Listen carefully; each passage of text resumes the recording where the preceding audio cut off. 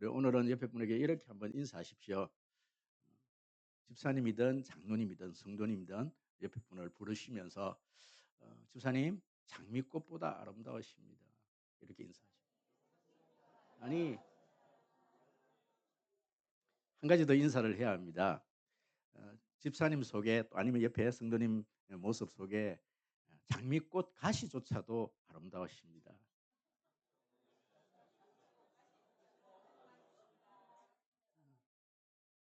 더 쉽게 인사 말씀을 전해 드릴까요?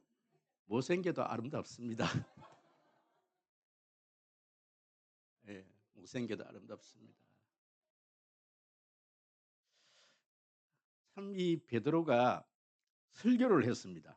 그랬더니 사람들의 마음에 찔림을 받기를 시작합니다. 그래서 찔림을 받은 사람들이 동일하게 하는 말이 "우리 그렇다면 우리가 어찌할꼬?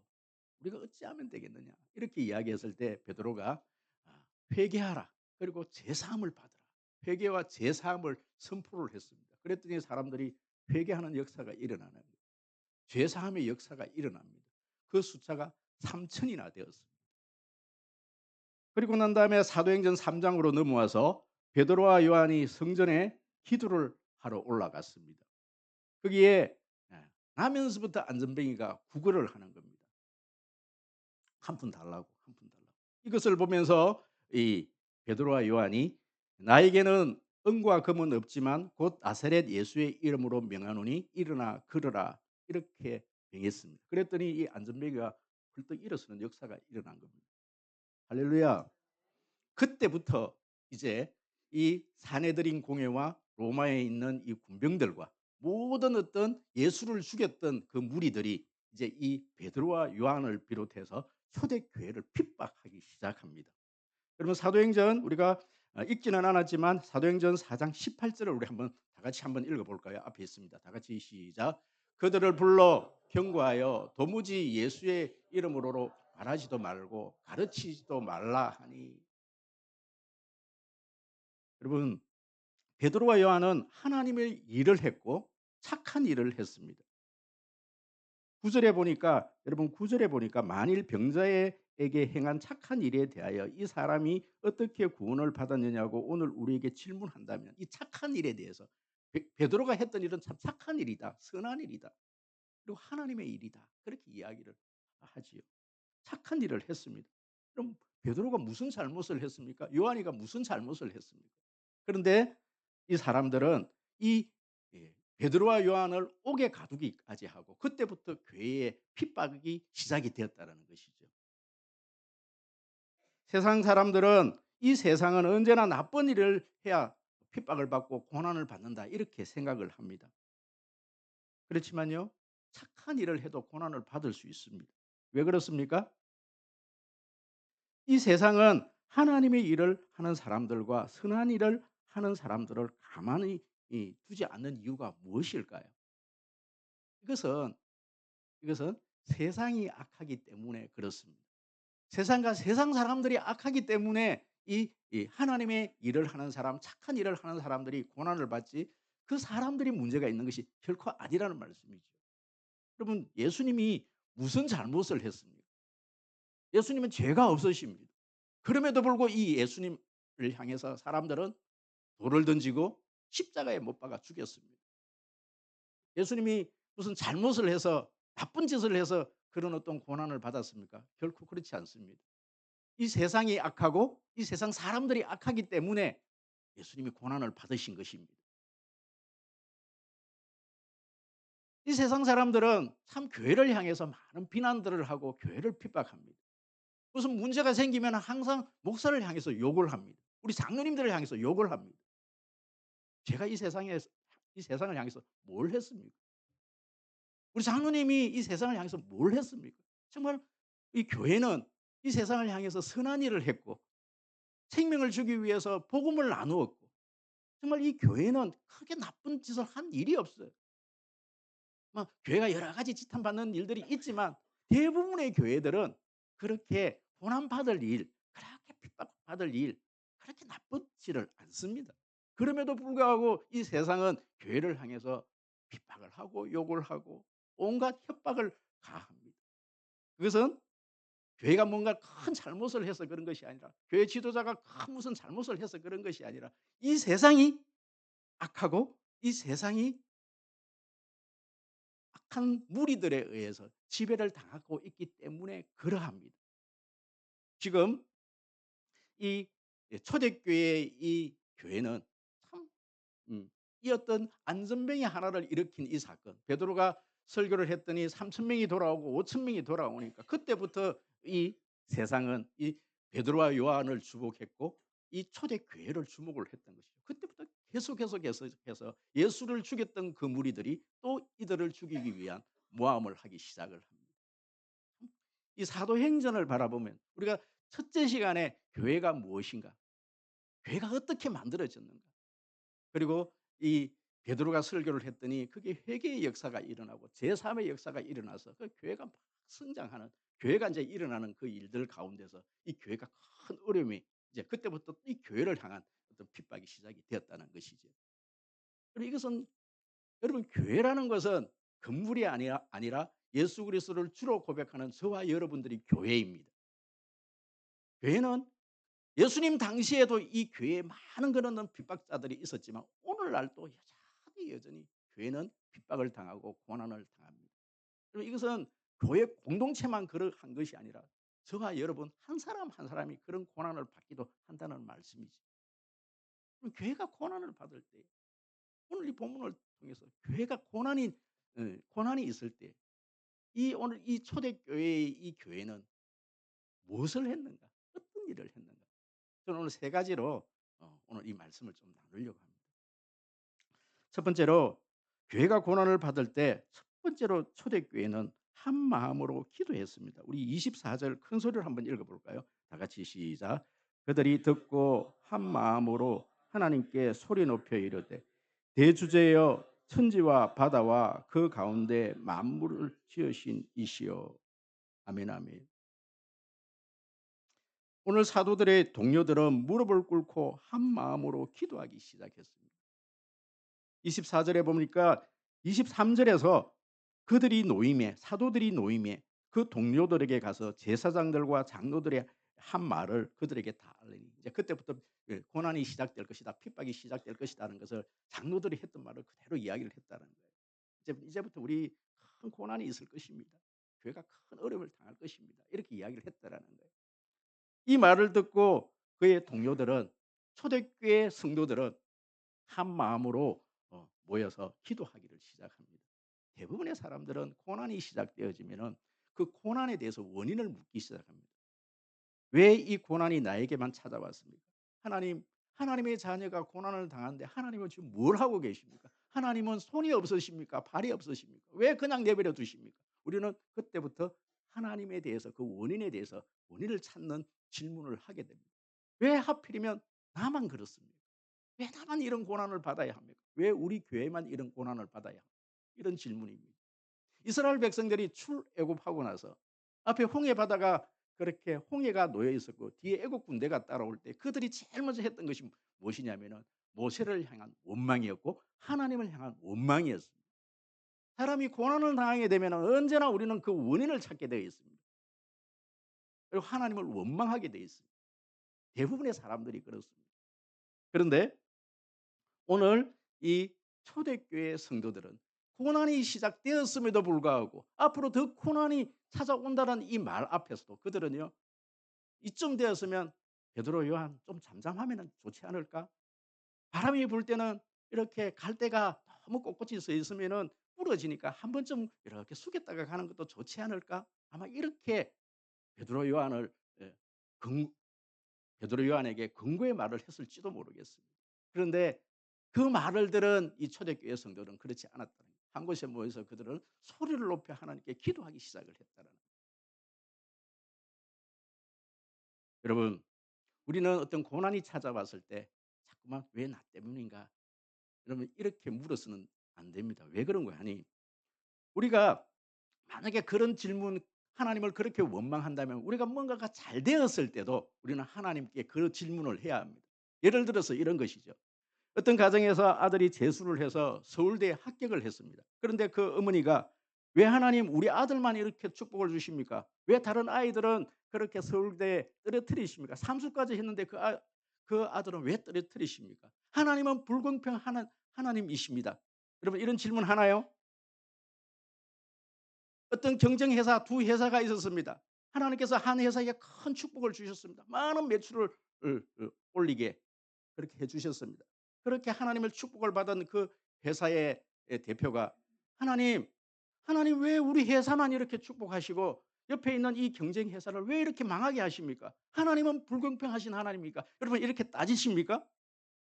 만약에 우리가 큰 어려움이 찾아왔을 때 우리에게 고난이 찾아왔을 때 "하나님 왜 이러십니까? 하나님은 불공평한 이십니다." 이렇게 우리가 하나님을 원망한다라면 우리가 축복받았을 때도 동일하게 "하나님은 불공평 하나님이십니다."라고 이야기를 해야 합니다.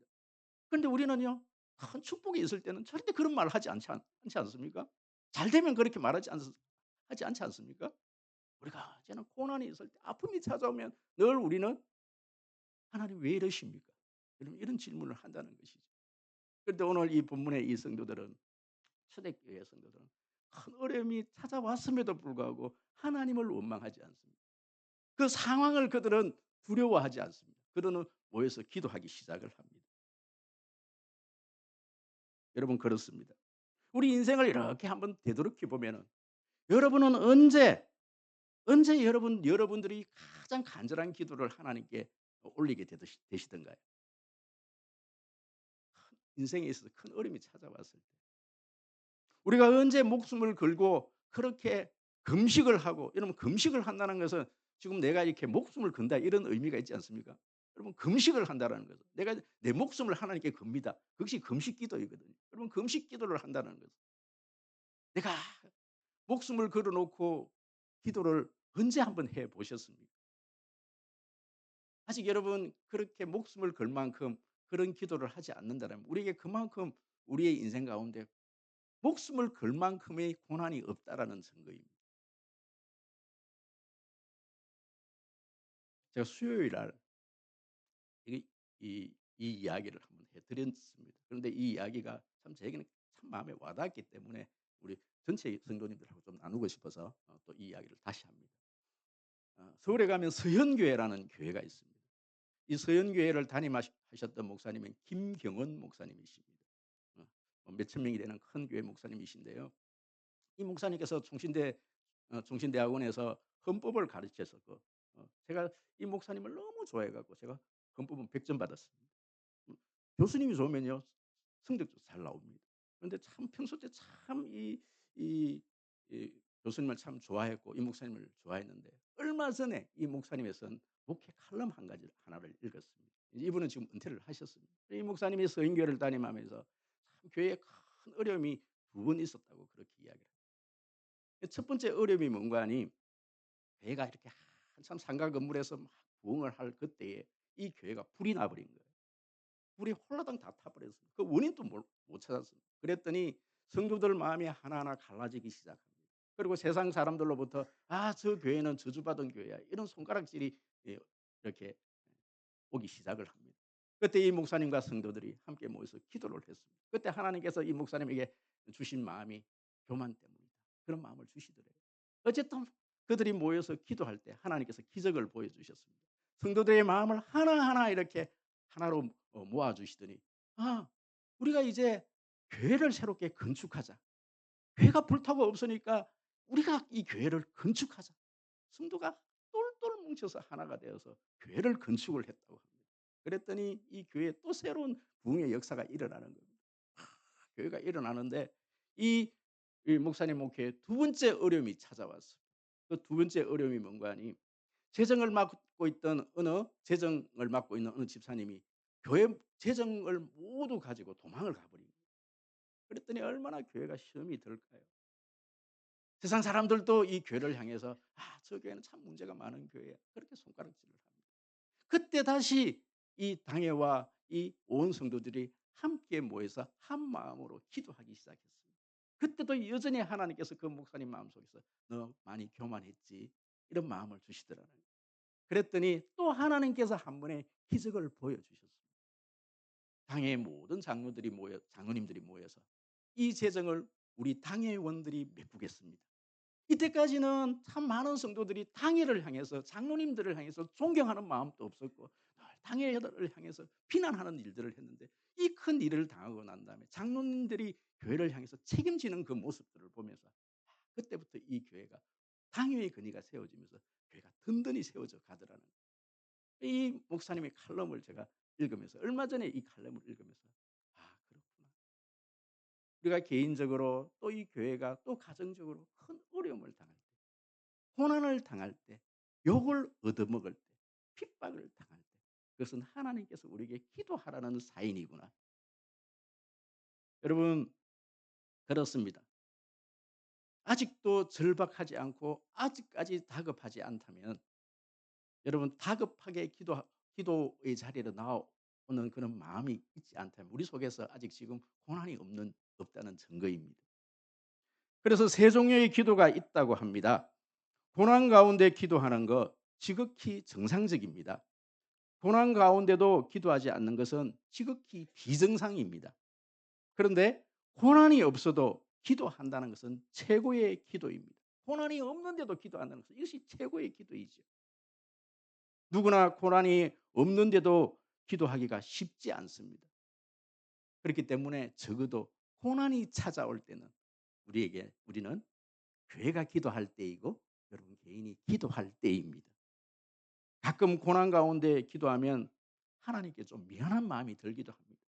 평소 때는 이렇게 기도하지 않다가 고난이 찾아오니까 좀 얌체 같은 그런 느낌이 들기도 합니다. 여러분 신경 쓰지 마십시오.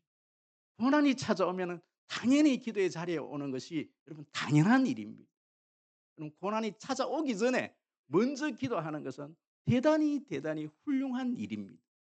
여러분 기도의 자리에 나올 수 있는 저와 여러분 되시기를 주의 이름으로 축복합니다. 지금 이 초대교회 성도님들은 교회에 큰 어려움이 찾아왔고 앞으로 찾아올 그 고난 때문에 기도가 시작이 되었습니다. 그런데 어떤 기도를 그들은 했는가? 두 번째 우리가 살펴볼 내용입니다. 여러분 두 번째 살펴볼 내용은 29절 말씀입니다. 우리 29절 말씀 큰 소리를 한번 읽어보도록 하겠습니다. 다 같이 시작. 주여 이제 그들의 위협함을 또 종들의 담대히 하나님의 말씀을 전하게 하여 주시오며 여러분 여기서 보시면 주여 이제 그들의 위협함을 구워 보시옵소서. 그들의 위협함이라는 것은 앞에 27절 28절에 나오는 헤롯과 본디오 빌라도의 위협입니다. 그리고 25절 26절 시편 2편의 1절 2절 말씀을 그들이 인용을 했는데 그들의 여기서 말하는 헤롯과 빌라도의 이 만군왕들의 어떤 그들의 어떤 분노와 그들의 어떤 경영이 허사가 될 것입니다. 그들은 예수님을 십자가에 못 박아 죽었지만은 그들은 이 경영은 허사로 끝났습니다. 이것을 인정하면서 지금 기도를 하는 거예요. 여러분 그들은 지금 초대교회 성도님들은 하나님 지금 헤롯과 빌라도의 이 고난이 지금 시작됩니다. 하나님 그들을 죽여 주십시오. 하나님 싹 제거해 주십시오. 여러분 이런 기도를 하지 않아요. 그럼 우리는 우리 인생에서 큰 이 가시가 있으면 하나님 이 가시 좀 없애달라고 그렇게 기도하지 않습니까? 하나님 저 인간 나를 괴롭히고 있는 저 인간 좀 하나님께서 좀 처리해달라고 그런 기도를 하지 않습니까? 저는 그렇게 기도를 많이 했어요.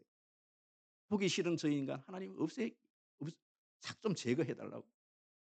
그런데 오늘 이 초대교회 성도님들은 그 가시 그 아픔 헤롯과 빌라도를 하나님 없애달라고 그런 기도를 하지 않습니다. 아주 지금 다른 기도를 지금 하고 있습니다. 29절 주여 이제도 그들의 위협함을 굽어 보시옵고 또 종들로 하여금 담대히 하나님의 말씀을 전하게 하여 주시옵소서. 하나님 한번 봐달라. 지금 이 상황을 좀 한번 봐주십시오.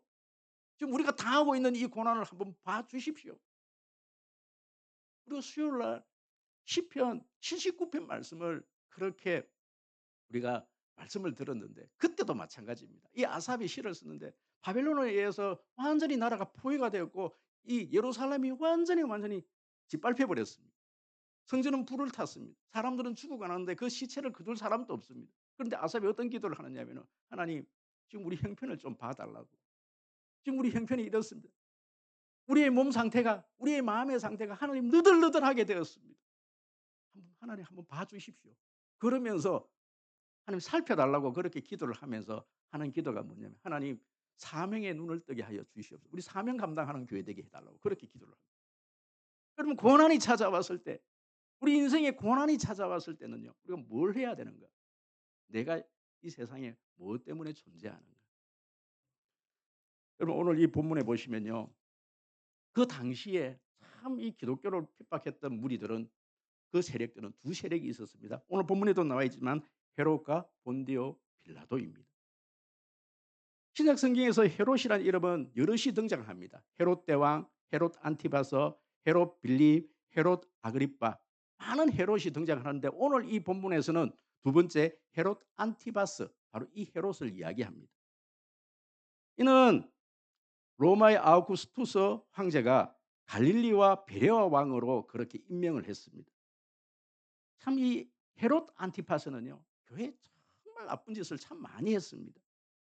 세례 요한을 옥에 가두고 세례 요한의 목을 벤 이 왕이 바로 이 헤롯 아그리, 이 안티파스라는 왕입니다.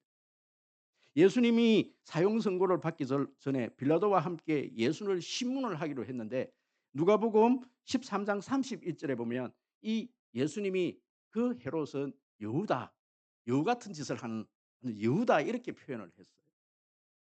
결혼을 했습니다. 이혼을 했습니다. 그런데 이벽 동생인 이 빌립의 아내를 자기 아내로 취해버린 거예요.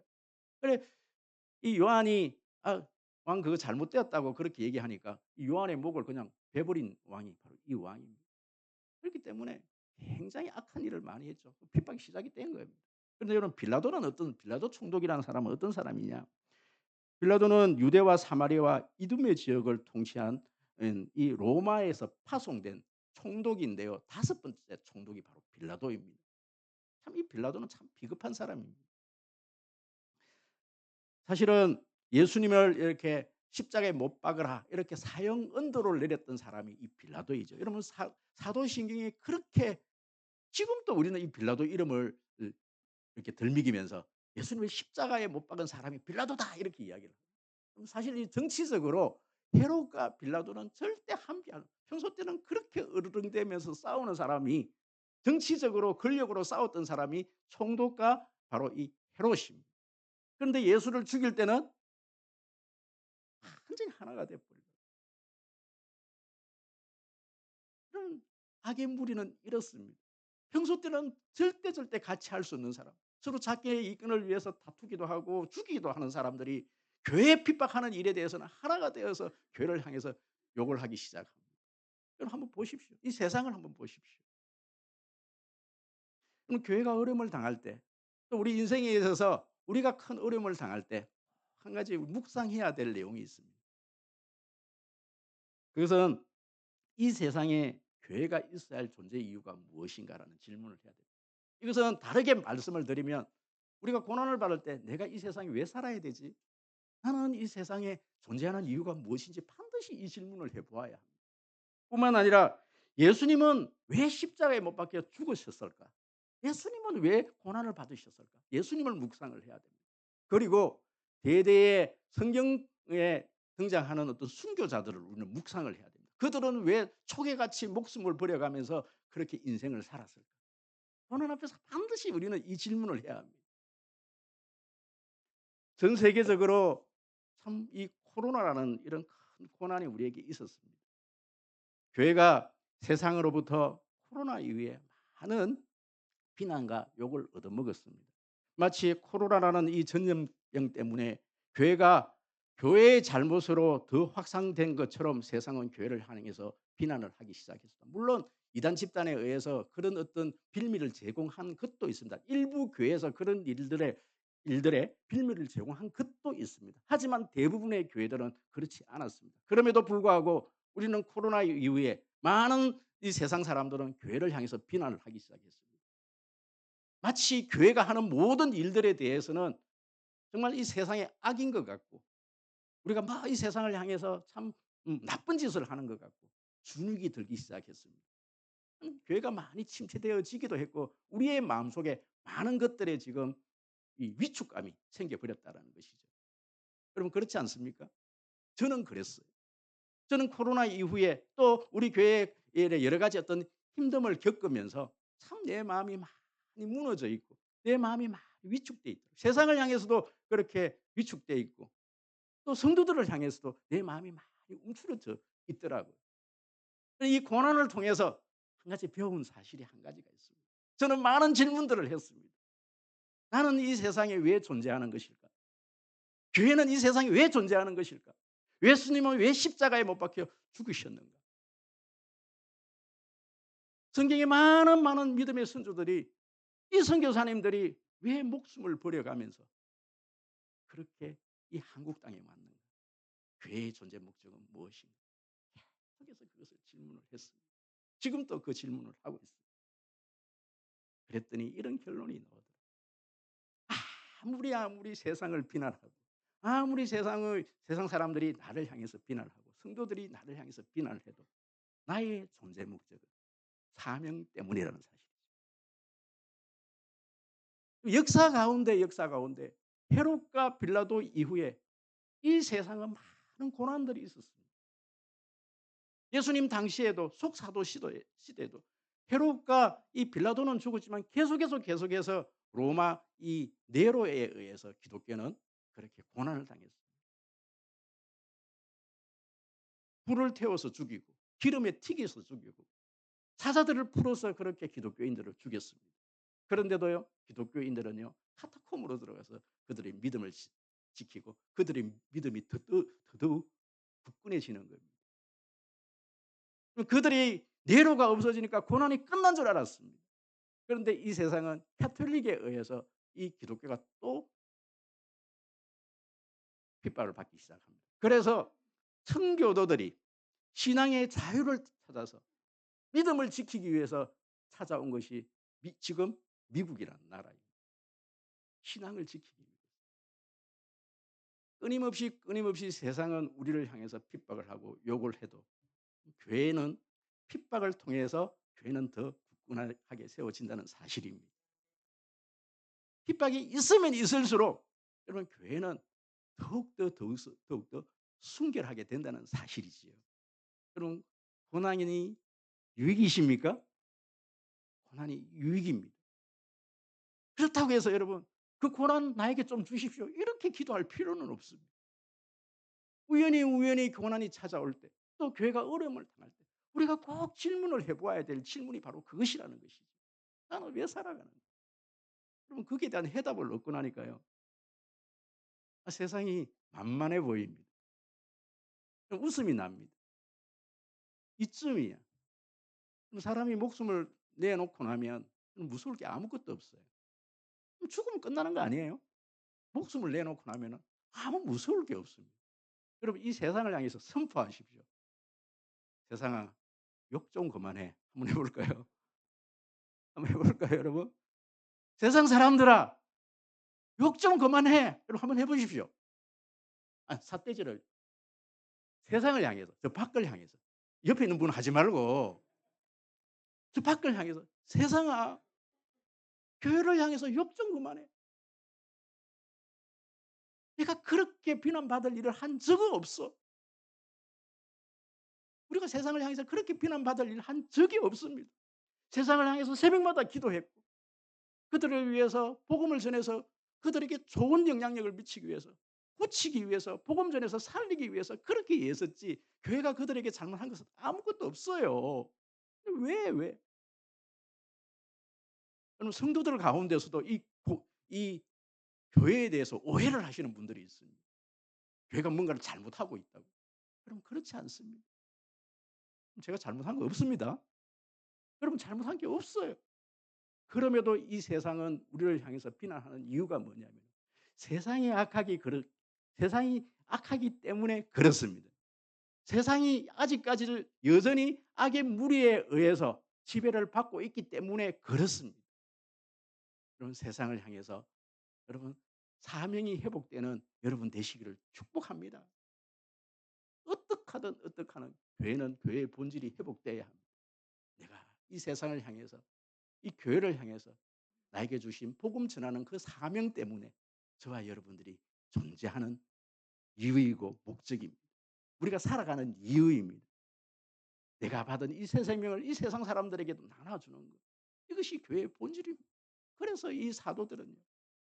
나중에 여러분 사도행전을 쭉 묵상을 해보십시오. 바울이 어떻게 복음을 전하는지. 그렇게 두들겨 맞아도 그렇게 고난을 받아도 이 바울은요. 조금도 여러분 굽히지를 않습니다. 목숨에 연연하지 않습니다. 세 번째, 여러분 고난이 찾아왔을 때 그들은 어떤 기도를 했는가? 세 번째 기도입니다. 여러분 우리 30절 한번 읽어볼까요? 다 같이 큰 소리로 시작.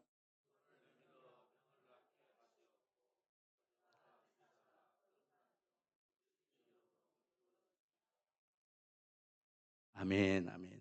한마디로 기적이 계속 일어나게 해달라는 기도입니다. 저는 이 말씀을 읽으면서 또 한 번 하나님이 교회를 향한 하나님의 뜻이 무엇인지를 또 한 가지를 발견을 하게 됩니다. 사실 오늘 이 본문에 보시면 이 사도행전 3장에서 이 베드로와 요한이 안전병이 하나를 일으킨 것 때문에 그들이 지금 고난을 당하고 감옥까지 가게 됐고 그들이 고난이 시작이 되어지지 않았습니까? 기적 하나 일으킨 것 때문에. 그런데 이쯤 되어지면 사람들은 또 베드로와 요한은 이제는 자꾸 고난이 시작되어지니까 뭐 이젠 그만 이 이런 기적을 베풀고 좀 고난이 없어지면 다시 하자. 이렇게 이야기를 해야 됩니다. 그런데요. 오늘 이 지금 모인 이 성도들은요. 하나님 그 기적을 우리 교회에 다시 한 번 더 일으켜 주십시오. 계속해서 일으켜 주시옵소서. 좀 이렇게 기도를 하고 있다라는 거예요. 여러분, 교회는 기적이 계속해서 일어나야 합니다. 안전배가 일어나야 합니다. 병자들이 고침을 받아야 합니다. 죽어 있는 영혼이 살아나야 합니다. 계속해서 교회는 이 기적들이 일어나야 합니다. 누구의 이름으로? 예수 그리스도의 이름의 능력이 나타나야 합니다. 여러분 보십시오. 3장을 제가 조금 풀어서 말씀을 좀 드리면 지금 베드로와 요한이요. 기도를 하러 성전에 올라갑니다. 이들이 뭐 들쭉날쭉 그렇게 기도를 한 것이 아니라 하루에 3번씩 시간을 꼭 정해놓고 그렇게 기도를 하러 올라가는 거예요. 베드로와 요한의 성령 충만의 그 어떤 원동력이 어디 있냐면은 규칙적인 기도에서 그 능력이 나타나더라고요. 가는데 누가 보이느냐면 앉아서 이렇게 한 푼 달라고 구걸하는 안전뱅이가 있었다라는 거예요.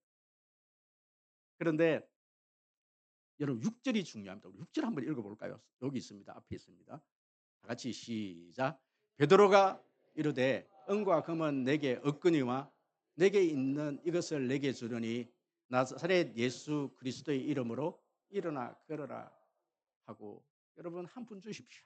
한 푼 주십시오. 그랬을 때 베드로와 요한이 은과 금은 내게 없다. 여러분 이 말을 했을 때 이 거지 안전뱅이가 얼마나 마음에 실망이 되었겠어요.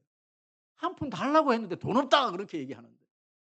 그런데 그 뒤쪽에서 뭐라고 얘기합니까? 은과 금은 내게 없거니와 내게 있는 것으로 내게 주노니 곧 나사렛 예수 이름으로 일어나 걸으라는 거예요. 여러분 참 오늘날 한국 교회에서는요. 은과 금이 너무 넘쳐나서 문제입니다. 교회에 많은 문제가 일어나는 것이 뭐 때문에 일어나냐면 은과 금 때문에 그렇습니다. 자꾸 교회가 예수 이름으로 뭔가 능력을 베풀려고 하는 것이 아니라 은과 금으로 일을 하려고 하는 거예요. 여러분 제가 어느 한순간에 그러고 있더라고요. 여러분 안 그렇습니까? 여러분 삶에 은과 금으로 여러분 삶을 살려고 하고 있지 않습니까?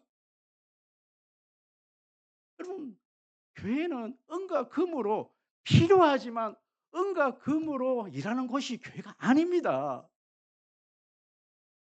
교회는 은과 금은 없지만 예수 그리스도의 이름의 능력이 있어야 합니다.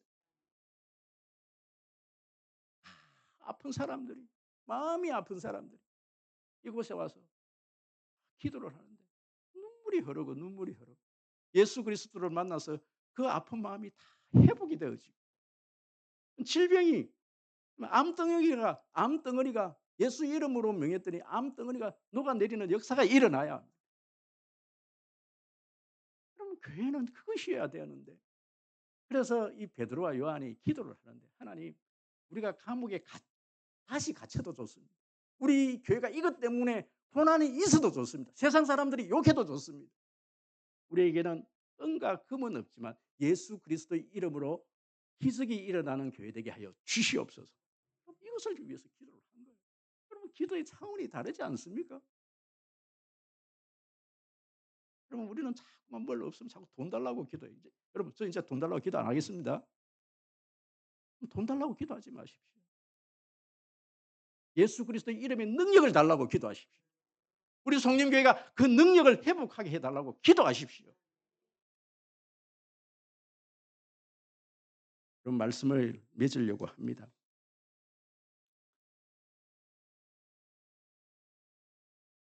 그러면 기도는요 중요한 세 가지 기도의 원리가 있다고 합니다. 우리는 처음에 우리 예수님께서 주 기도문을 통해서 어떻게 기도해야 될지를 우리에게 가르쳐 주신 기도 중에 한 가지가 뭐냐면 일용할 양식을 위해서 기도하랍니다. 일용할 양식, 하루하루 생활할 그 일용할 양식, 그것조차도 기도하지 않는 것은요 하나님을 의지하지 않는 거라는 거예요. 우리는요 오늘 필요한 거, 내일 필요한 거 말고 오늘 나에게 필요한 일용할 양식을 위해서 반드시 기도해야 합니다. 또 한 가지 하나님과 깊은 교제를 위해서 기도하라고 합니다. 하나님께서 내 삶 가운데 있게 하시고 매일매일 하나님과 깊은 교제가 있게 하여 주시옵소서. 마치 포도나무에 포도가지가 이렇게 붙어 있는 것처럼 그래야 열매가 있거든요. 그것을 위해서 기도하라고 합니다. 다른 어떤 막 그런 그리고 세 번째 기도가 오늘 이 기도입니다. 능력을 달라고 기도하라는. 사명을 감당하기 위해서는요. 우리가 이 두 번째 기도까지는 그냥 내 신앙 지키고 하나님과 그 깊은 교제가 너무너무 좋은 거예요. 그런데 반드시 해야 될 기도는 능력을 위한 기도입니다.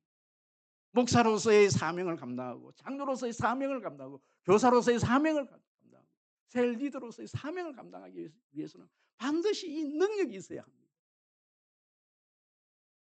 여러분 오늘 그래서 이 사도행전에서는 하나님 병 낫기를 위해서 이런 표적과 기사가 계속 우리 교회에 일어나게 하여 주시옵소서. 예수 그리스도의 능력이 있게 하여 주시옵소서. 이것을 위해서 기도를 했다라는 거예요. 제가 1872년도에 무디가 어느 조그만 마을에서 부흥 집회를 했는데 그 조그만 그 인구를 다 합해도 200명이 되어지지 않는 그 작은 마을에 400명이 나와서 전도 부흥 집회를 한 이야기를 들려드리고 오늘 이 말씀을 맺으려고 합니다. 1972년에 미국의 이 무디라는 이 부흥사가 어느 시골에 가고 그것도 200명이 되어지지 않는 이 시골에서 이렇게 부흥회를 했어요. 그랬더니 마지막 날 400명이라는 사람이 몰려오는 거예요. 도대체 나의 어떤 이 말에 또 나의 설교가 이렇게 권세가 있는가? 사람들이 이렇게 구름대처럼 몰려오네. 그러면서 기뻐했다고 하는 거예요. 그런데 나중에 알고 보니까 이 무디 목사님의 설교 때문에 찾아온 것이 아니라 이 교회에 선천적 장애가 있었던 마리안 아들라르라는 이 여인 때문에라는 것을 알았다는 거예요. 선천적인 장애. 평생 침대에 누워 있어야 하는.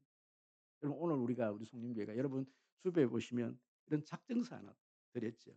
작정서에 보시면 하나는 개인 보관용, 하나는 교회 보관. 그러니까 이것처럼 모든 부흥회를 하면요. 무디 목사님 그때도 이런 것들을 했던 것 같아요. 그래서 자기가 전도하고 싶은 사람들 이름을 다 적으라 했던 거예요. 그냥 생각나는 대로. 아니 내가 지금 오늘 데리고 올 사람이 아니라 내가 전도하고 싶은 사람을 여기 다 적으라고.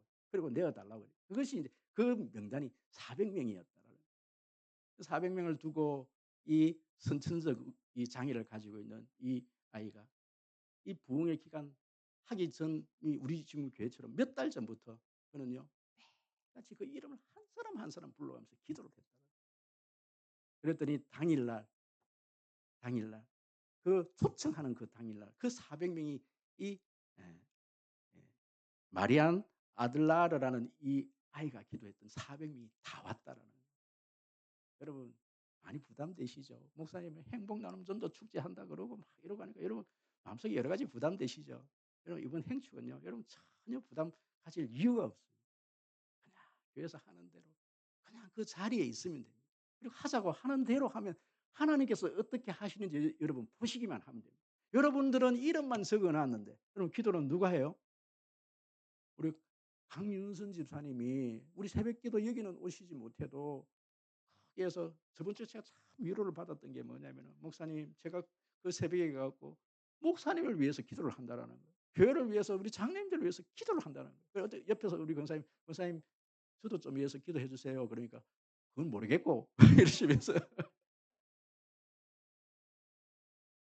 여러분 이 본교에 못 나와도 아마 이 이름을 명단지에 앞에 붙여 드릴 텐데요. 하나는 개인적으로 가지시고 그것을 사진으로 하나 딱 찍어 갖고 여러분 올려드리면 그 이름 하나하나 불러가면서 누군가는 또 기도할 거라는 거예요.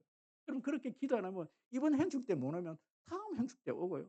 우리 교회 못 오면 또 다른 교회도 가시는 거예요. 꼭 우리 교회만 와야 그것이 구원이 이루어집니까? 아니에요. 우리는 기도만 했을 뿐인데 하나님은 어떠한 방법으로도 하나님은 역사하십니다. 이것이 행축의 가장 핵심 우리의 마음가짐입니다. 성령님이 일하십니다. 성령님이 능력 주십니다. 그런 교회를 하나님께서 축복하십니다. 교회는 교회의 사명으로서 감당을 다하는 교회 되어야 합니다.